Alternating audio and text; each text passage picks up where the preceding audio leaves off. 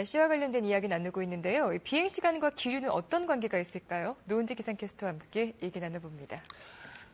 어젠가요? 미국 LA에서 인천공항으로 오던 아시아나 비행기가 회항했어요? 네, 그렇습니다. 기내 화물칸에서 연기가 감지됐다는 센서가 작동했기 때문인데요. 비행 3시간 만에 회항했습니다. 그렇군요. 그래도 큰 사고가 없어서 참 다행입니다. 돌아오는 그 3시간 동안 승객들이 얼마나 큰 불안감을 느꼈을까요? 네, 그러니까요. 이렇게 문제가 생기면 비상 착륙을 하거나 다시 회항을 하는데요. 비행 중 비상 착륙까지 허용된 시간은 180분입니다. 이번 아시아나 항공기도 3시간 만에 다시 회항을 했는데요. 비행기는 승객의 안전을 위해서 어느 지점을 운항하고 있든지 간에 3시간 만에 비상 착륙할 수 있는 활주로를 끼고 날아야 하는데요. 인천에서 LA까지 왕복을 했을 때 태평양 상공을 직선으로 날아가면 될 것 같지만 시간도 절약하고 연료도 절약할 것 같지만 이 비상 활주로를 끼고 날아야 하기 때문에 실제 항로는 직선이 아니고 삐뚤빼뚤합니다. 네.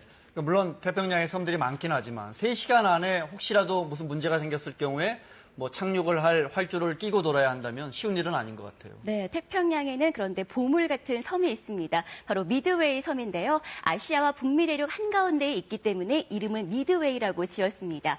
크기는 사방 수킬로미터에 불과하지만 여기에는 비상 활주로가 놓여져 있어 시간과 연료를 절감할 수 있는데요. 이 미드웨이 섬이 없었더라면 더 먼 거리를 우회해야 했기 때문입니다. 네.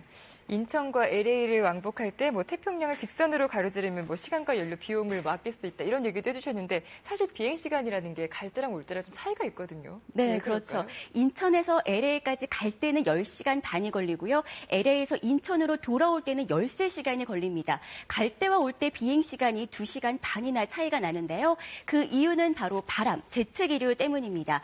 제트 기류는 우리나라가 있는 중위도 부근에서 부는 강한 편서풍입니다. 이 바람은 비행기가 순항하는 고도 10km에서 최대 시속 400km의 속도로 부는데요. 그래서 서에서 동으로 비행할 때 이 제트 기류를 이용하기 때문에 비행 시간이 짧아지지만 반대로 인천으로 돌아올 때는 제트 기류를 거스르기 때문에 시간이 더 걸리는 겁니다.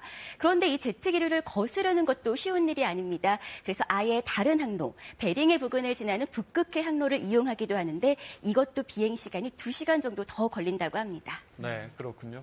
자, 이제 개천절 연휴 다가옵니다. 날씨 알아볼까요? 네, 제주도에 이번 주에 비가 자주 내리고 있습니다. 현재 레이더 영상을 보면 제주와 남해안 지역에 비가 내리고 있는데요. 비는 밤에는 대부분 그치겠습니다. 내일도 충청과 남부지방에는 비가 내리겠습니다. 제주와 남해안 지역에 30에서 80mm의 비가 내리겠고요. 천둥, 번개가 치고 돌풍이 부는 곳도 있어 유의하셔야겠습니다. 전남과 경남 지역에는 10에서 50, 전북과 경부, 충청도 남부 지역은 5에서 20mm의 비가 내리겠습니다. 내일 서울, 경기와 강원도는 흐리기만 하겠습니다. 제주와 남부지방은 비가 내리겠고 충청도는 낮에 가끔 비가 내리겠습니다. 아침 기온은 서울 17도 등으로 오늘과 비슷해 쌀쌀하겠습니다. 낮 기온은 서울이 25도, 비가 내리는 대전과 광주는 22도, 대구는 21도에 머물겠습니다. 바다의 물결은 남해상에서 3m까지 거세게 일겠습니다. 충청과 남부지방에 내리는 비는 토요일 저녁까지 이어지겠습니다.